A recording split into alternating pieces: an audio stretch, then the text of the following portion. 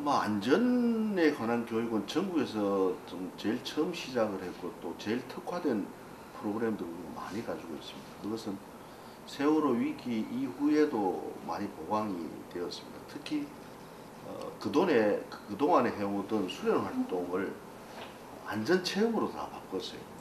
예를 들어서 우리가 초등학교는 팔공산 수련원에서 이제 수련 활동하고 중학교는 낙동강, 이 강하고 관련되는 거, 그리고 이제 또 고등학생들은 해양수련원에서 해양활동하고 관련되는 거, 이거를 프로그램을 2014년에 싹 바꿔가지고 산에서 살아남는 법, 또 강에서 아이들이 살아남는 법, 또 바다 해양활동 중에서 일어나는 문제에서 위기를 극복하는 방법, 이걸로 프로그램을 다 바꿨습니다. 그렇게 하고 이 프로그램을 시행하기 전에 교사, 학부모 이런 분들이 모여서 사전 안전 영향 평가를 하도록 해놨습니다. 그래서 수학여행을 가도 마찬가지예요. 학교 학생들이 많은 학생들이 이동하거나 움직이거나 어떤 프로그램을 야외에서 할 때는 사전에 사전 안전 영향 평가를 꼭 하도록 그렇게 시스템을 갖춰놨고요.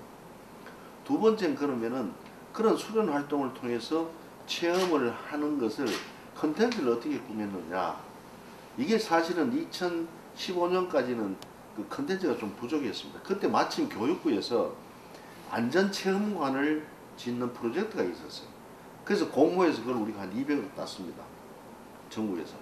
따고 나서 뭐 이거 시설을 어떻게 할 거냐. 교육부에서는 한 건물을 하나 시내에다 어떻게 지어가지고 유치원부터 고등학생들이 체험할 수 있도록 그렇게 교육부에서 요구를 했는데 우리가 교육부와 협의를 해서 이걸 바꿨습니다. 왜냐하면은 우선 안전체험관 한 시설을 가지고 유치원부터 고등학생 하기까지는 아이들 체형이나 또 그 내용에 따라서 교육과정이 달라져야 되기 때문에 그게 부적합하다. 그리고 우리 대구는 이미 유치원 유아교육진흥원, 초등원 803, 중학교 낙동강, 고등학생은 해양수련 이렇게 체험 프로그램이 있고 애들이 버스를 타고 이동을 한단 말이에요. 근데 그때 프로그램 대부분 1박 2일이었어. 그럼 요것을 하루 2박 3일 더 늘리면은 안전체험까지 거기서 할 수 있겠다. 그러면 이동 비용도 적게 들고 학교 교육활동도 더 충실하지 않겠느냐 해서 교육부가 굉장히 논쟁 끝에 이거를 분산형으로 만들었어요. 그래서 한 200여 가까운 시설을 4군데서 놨던 유치원 아들한테 특화된 안전체험 프로그램은 유아교육진흥원에, 초등하고 산악에 관련되는 안전은 팔공산에, 강하고 관련되는 거는 낙동강에, 이제 고등학교는 저렇게 이렇게 특화를 시켜놨기 때문에 올해부터 이제 학생들이 2박 3일로 들어갑니다. 그러면은 기존에 하던 산, 강, 바다에 관련 체험 활동 플러스 안전체험을 같이 할 수 있도록 해놨다. 근데 그러고 나니까 학교에서 하고 있는 교육 활동에도 이거를 같이 융합적으로 할 수 있는 게 굉장히 많더라고. 예를 들어서 우리 사소한 거지만은 집에 아파트에 가면은 다 왕관계가 설치되어 있어요. 5층 아파트에는. 근데 실제로 아이들이 왕관계를 한번 타본 경험이 없는 거라. 그러면은 무슨 지진이 나거나 화재가 나서 왕관계로 탈출할 때 굉장히 당황을 하게 돼요. 그래서 우리가 강당에다가 왕관계 체험시설을 달았어요. 학교 강당에다가. 그럼 뭐 한 2층 높이 되니까 2층 높이에서 지금 한번 타고 내려만 와봐도 굉장히 효과적이다. 그리고 학교에서 초등학교 많이 비어가지고 학교 교실을 또 개편을 했어요. 교실 내일 모레 또 한 학교에 개관하는데 교실 안에 지진 체험과 화재 체험을 이래 만들어가지고 또 이웃 학교 아이들은 할 수 있도록 이렇게 아주 체계화를 시켜서 모든 교육 활동이 안전하고 관련되도록 그렇게 연계를 해놨고요. 또 하나는 수영입니다. 수영을 초등학생들한테 이제 그 강습을 하고 하는데 이걸 전부 생존 수영으로 바꿨어요. 그냥 50m, 100m 뭐 자유형, 배영 뭐 이렇게 가르치는 것도 중요하지만은 물에 빠졌을 때 지금 어떻게 뜰 것이냐. 새우깡 하나 가지고 뜬다든지 책가방을 이용해 가지고 뜬다, 이런 교육까지 이제 생존 수영으로 바꿨다. 그래서 대구에는 어릴 때부터 이런 체험 활동을 할 수 있게 된다. 이런 것은 또 저 자신이 대학원에서 이런 위기관리론, 지진 대피 이런 관련 행정 업무를 또 공부를 했기 때문에 좀 더 이렇게 아이들하고 이렇게 접근하기 좀 쉬웠는 그런 면이 있습니다. 제일 큰 거는 학부모들이 제일 걱정하는 교실이 지진이 안전하냐는 건데 실제로 안전하지 못한 학교가 많아요. 그래서 원래는 정부 계획이 2033년까지 내진 공사를 하도록 되어 있는데 이래서 도저히 이게 한 3천억 들어요. 이래서 불러는 안 되겠다. 그래서 우리가 10년을 땡기자는 거야. 그래서 23년까지 한번 해보자. 그러면 연간 한 500억 투자하면 돼. 투자하고 작년에는 우리가 뭐를 했냐면은 아이들 잠자는 공간, 기숙사, 기숙사 내지 다 맞춰. 이게 제일 시급하고. 그리고 밤에 교육 활동하는 학교, 고등학교 이거 이제 거의 마치고 올해는 강당을 합니다 지금. 추경회가 이제 시작을 하고 있는데 강당은 왜냐하면 아이들도 대피해야 되지만은 지진이 일어났을 때 일반 시민들도 대피 시설이다. 그래서 강남부터 먼저 하고 그렇게 하고 나니까 나머지 교육 시설은 이제 2023년까지 마치겠다. 그렇게 발표를 드렸고 근데 그 중에 이제 또 하나 걱정되는 부분들이 학부모들이 포항에 왜 필로티 건물이 뭐 야단 났죠. 이번 화재도 그렇게 됐는데 우리 필로티 건물은 포항의 그 연립주택 원룸의 필로티가 달라요.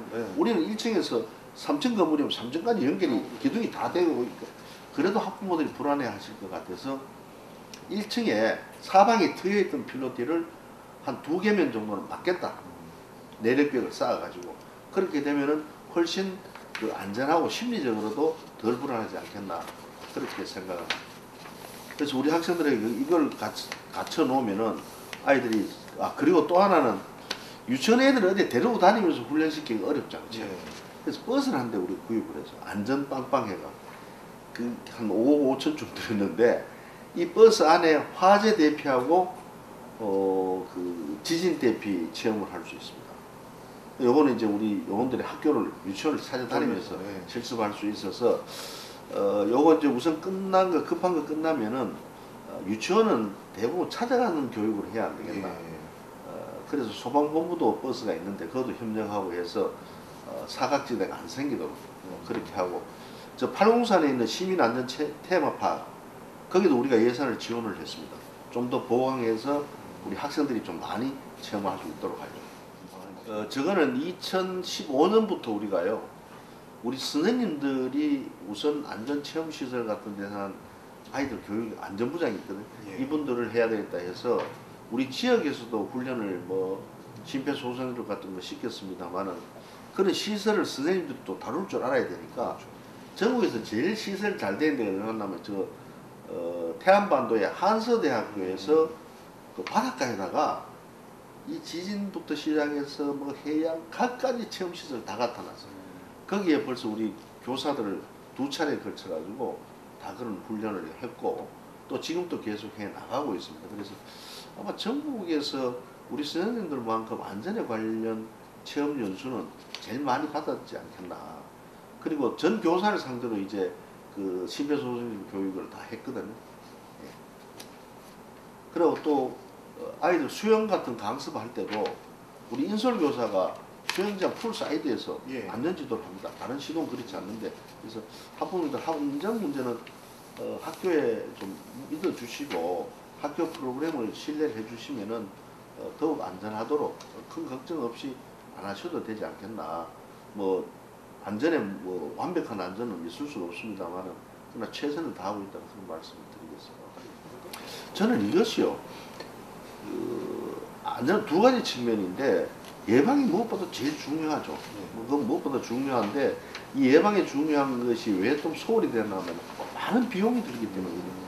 예를 들어 내지도 뭐 한 10도쯤 해놓으면은 걱정 아무도 없죠. 그런데 그렇게 하는 구조가 이게 뭐 50년, 100년 불확실성에 대한 과도한 투자니까 그 다음에 고려해야 되는 게 피해가 발생했다면 어떻게 비용을 최소한 줄이고 안전하게 이 위기를 극복할 수 있느냐.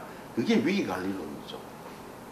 근데 우리는 아직 아주 초보 단계에 있습니다. 예를 들어서 일본만 하더라도 모든 시민들이 내가 지금 교육청에 와 있잖아요. 교육청에서 지진이 일어나면은 내가 어떻게 대피를 해가 우리 그저 운동교 마당에 모이라 그러는데 우리도 통로가 지금 밑에 내려가는 통로가 3군데가 있어요. 내 요 2층에서. 그럼 내가 2층 통로 중에 중앙 통로를 내가 이용해야 될지 우측 통로를 이용해야 될지 몰라요. 사람들이 한꺼번에 중앙 통로로 몰리면 거기서 밟히고 해서 빠른 시간에 대피를 못해요. 일본은 이게 다 되어 있습니다. 대피 장소를 피난 장소로 해가지고 이런 출장 가보면 큰 길까지 다 써 있는데 이게 대부분 공원이거나 학교 운동장인데 그 그 가는 길이 다 정해져 있어요. 그러면은 모든 시민들에게 주간 활동을 할 때는 내가 대피해야 될 시설 루트가 빠져나가야 될 길이 다 정해져 있어요. 사람마다. 그러면은 많은 인원을 짧은 시간 내에 모든 도로를 이용해 안전하게 대피할 수 있는 거예요. 집에 잘 때 어디로 갈 거냐? 이것도 가정마다 다 부여가 돼 있어요. 호텔에 가시거든. 일본 출장 가셨다가 여행 중에 호텔에 한번 보면은 그 호텔에 숙박하고 있는 사람이 어느 길로 어느 피난 장소에 대피해야 되는 게 다 쓰여져 있습니다. 그렇게 시뮬레이션 해가 우리 도시계획 하는 것처럼 다 부과가 돼 있어야 안전하게 되거든. 이게 이제 유체역학을 이용해서 그렇게 시뮬레이션해서 모든 시민들에게 대피길을 가르쳐주고, 야간에는 가족들이 피난하더라도 어린아이도 있고 노인도 그렇죠. 있잖아요. 그러면은 서로 밀리다 보면은 밟힐 수도 있어요. 그래서 가정에다가 한 5m짜리 로프를 지금 가지고 있습니다. 왜냐하면 좁은 길에 한꺼번에 빠져나가면 그렇죠. 줄 서서 빠져나가는 게 제일 중요한데, 이게 뭐 밤에 줄 서나 가면 되겠어요? 그럼 누가 한 사람이 나가면서 그 줄을 잡고 나가면은 다음 가족도 줄을 잡고, 그러면은 넘어질 염려도 없고 일렬로 줄을 잡아서 갈 수 있다. 이 정도로 이제 그 훈련들을 하고 있죠. 그래서 아직 우리는 참 그 훈련까지 못 시키는데, 작년에 그 경주 지진 났을 때 우리 광명학교라고 예. 시각장애 학교가 있어요. 예. 그 기숙사에 가서 제가 훈련을 직접 지도를 했는데, 애들이 건물 안에는 하도 익숙해져서 잘 빠져나오더라고. 지가 가야 될 길을 정해주니까. 건물 밖에서 어디로 갈지를 몰라. 운동장까지 가는 길을. 그래서 우리가 전부 로프를 갖다 줬어요. 로프 잡고. 네, 선생님 줄 잡고 너 줄 잡고 따라가라. 그게 제일 안전한 방법이죠. 그래서 그런 훈련도 시켜놓고 그랬습니다. 그거는 이제 그런 교육 과정에다 우리는 학교에서나 편성해 놓으면은 이거는 뭐 불변으로 꼭 아무리 어려워도 그렇게 하는 거죠. 그래서 교육 과정 할 수 있는 공간과 교육 과정에서 시간을 배정을 해 놓으면은 이 프로그램은 지속적으로 간다. 교육 활동 내에서 꼭 안전 과목만 또 체험만 이루어지는 것이 모든 교과목을 통해서 예. 안전 부분이 아이들이 체험화되고 이것이 습관화될 수 있도록 그것이 습관이 제일 중요하지 않죠. 그렇죠. 그렇게 교육을 시키려고 하고 있습니다. 교육청에서도 안전에 관한 것 모든 면을 다 검토를 해서 교육 활동을 이렇게 진행을 하기 때문에 학부모님들이 조금 이 학교의 결정을 신뢰를 좀 해주시면 좋겠다. 우리는 안전하다고 하고 있는데 학부모님들이 애를 안 보내준다든지 하지 말라고 한다든지 참 당혹스러운 일이 많았다. 우리가 체력장 하다가 애가 하나 목숨을 잃어버렸다고, 심장마비로 목숨을 잃어버렸는데 그거 하도 학부모들이 해서 체력장이 없어져서 지금 우리 아이들, 크는 애들 체력의 모든 문제를 건강하지 못하고 체력이 약하다는 이런 걱정들을 하고 있잖아요. 그래서 일부의 문제가 있다고 해서 이것을 전체 교육 활동을 중단을 하거나 없애는 그런 안타까움, 이런 일은 좀 없어야 되겠다. 그러니까 제발 좀 학교가 이렇게 생각하고 고민하고 하는 프로그램이니까 학교 결정을 100% 믿어주시면은 우리도 거기에 따라서 100% 안전한 그런 교육 활동을 하도록 하겠습니다. 학부모님들 너무 걱정 말아주시기 바랍니다.